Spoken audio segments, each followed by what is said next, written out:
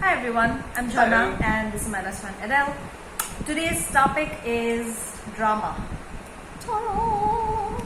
And I have no clue what you're talking about, my yes. dear. And that's the representation of drama. But we're trying to understand what drama means, in the sense we look for drama a lot. I think like most of us look for drama in our lives because we're so used to having excited people in our family, in our friend group, and there is no such thing as being too dramatic. It's just what we think our reality is. And I think that can come across as too dramatic to somebody else. Sort of. But we also are going to talk about why we go looking for that drama to fuel our existence, I suppose. So what has it been like for you? I have a few points to make. It's very valid from the introduction that you gave. Like, sometimes I exist only because of the reaction from others. And when I didn't have my garden, right? When I didn't have testaments of my life, like I paint a picture every month. I have my dogs that I take care of. I have my garden that I see expanding every single month. And I make wine. I have monthly goals. I have weekly goals where I see my existence as a result of seeing testaments of my being alive because I've got it there to prove I was there. When I didn't have that before in my life, I existed only because another person reacted to me. And I needed to be visible to other people. And I could only be visible to other people through, well, for lack of a better word, through drama. Yeah. Right? So I would create crises without knowing that, or live in the midst of crises that I could have easily solved by myself as an adult with agency, with an adult with a working IQ. I could have easily solved things, but I chose to live in the midst of crisis because only when somebody recognized me making all those flashy noises whilst I was drowning in a foot of water, right? That's when I existed.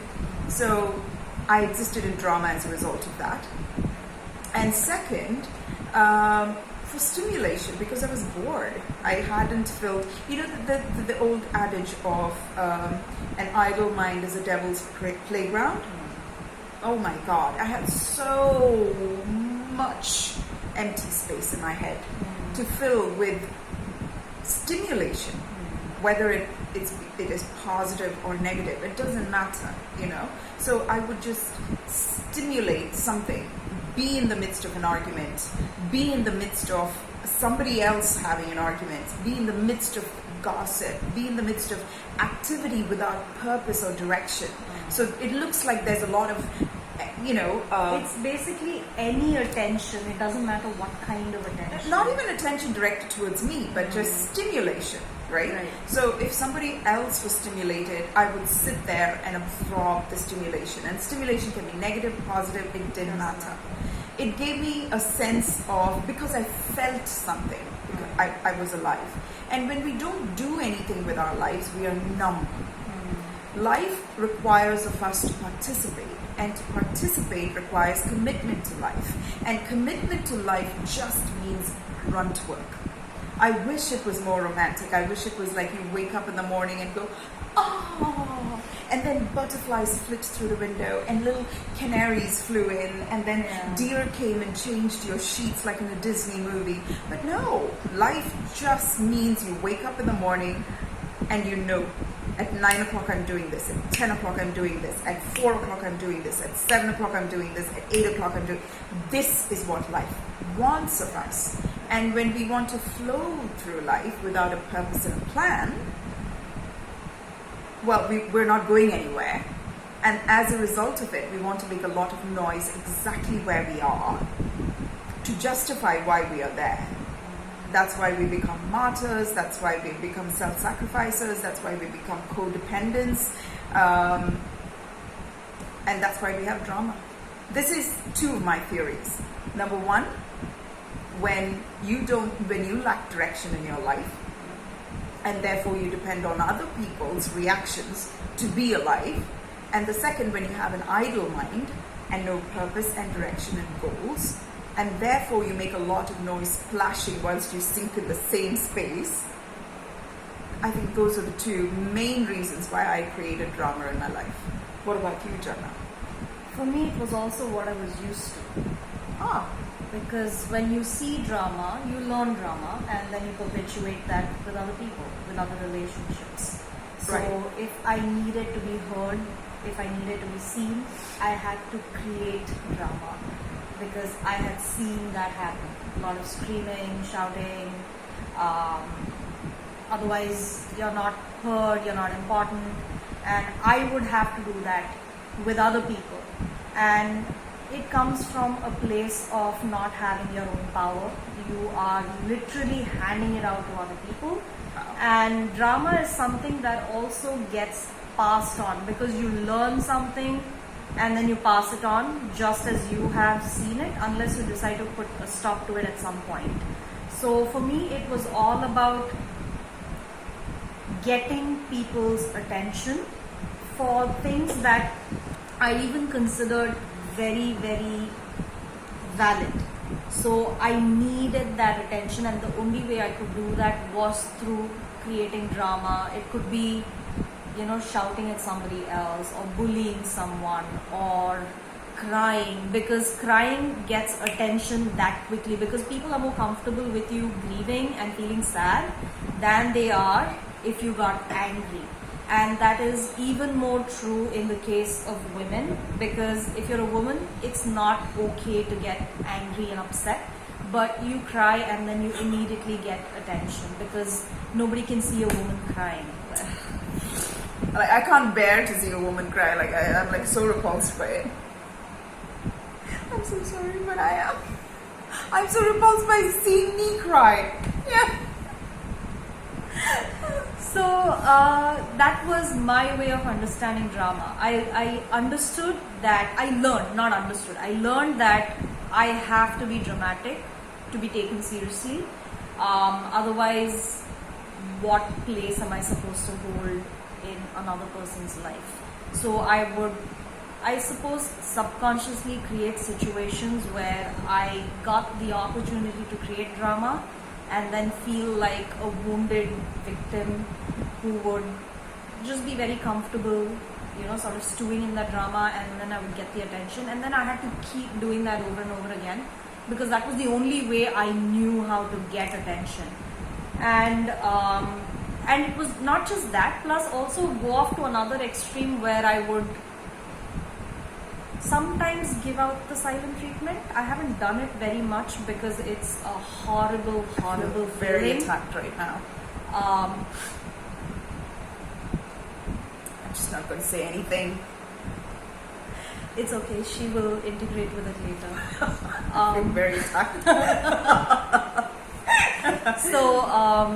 So that is something I wouldn't dole out as much because it doesn't feel very good to be on the receiving end of it. But I used to use that as a manipulation technique to get people's attention. It didn't work very well because I think most people feel that if you're not talking, they're like, oh, there's so much quiet. So I don't think they even realized what I was going through when they were on the receiving end of it. But for me, it was just that, getting attention through drama. And because when you get used to something, it becomes familiar. It doesn't seem like anything when you keep repeating that behavior. Because now, when I look at my life, there isn't really much drama. It's very quiet, and sometimes it's very unsettling because I'm still getting used to it. Because I was so used to being excited or angry or having that action without activity without action. Yes. But now I do a lot of internal work plus the goals meeting, we do it together. So there's actual work that goes into it. At times it feels like I cannot, but I can see my life progress, and that is not glamorous at all. So when we're looking for a lot of glamour and we're like, yeah, let's just do this, and the hair flying and birds all around you and that sort of thing, it's really not like that. No, it's not. So and if you are somebody who does get dramatic, or you feel the need to get dramatic, you need to at least try and stop for just 1 second to see why you feel like that. But of course that comes with practice, and even with the choice of saying I don't want drama anymore. And sometimes it helps when you have people around you who can see that for you when you can't. Because that was quite helpful for me. And I would have such dramatic conversations with people, and I had and I would narrate this to Edel with so much anger, and she'd be like, okay, do you see what is happening here? I'd be like, oh no, just please stop it. I'm so wise without even realizing I'm so wise.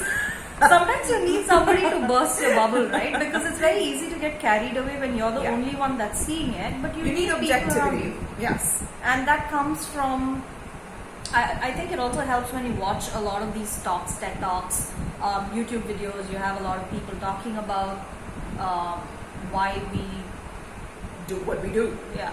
So I think that was quite helpful for me as well. So, yeah, I think also, like, sometimes the times when I'd been accused of being dramatic, and I was completely shocked that I'd been called dramatic, was when... Don't overreact. Yes, don't overreact. Don't, oh my God, you're just like, why are you overreacting and why are you so dramatic? Were times when I was genuinely surprised by it. Yeah. And it's because that particular insult had happened to me over and over and over again in my life, without my reacting to it. And finally, this one particular innocuous incident was the final straw that broke the camel's back. And I had reacted to it with the intensity of 1,000 songs, because I had gone through it silently so many times in my past. And now this particular tiny little incident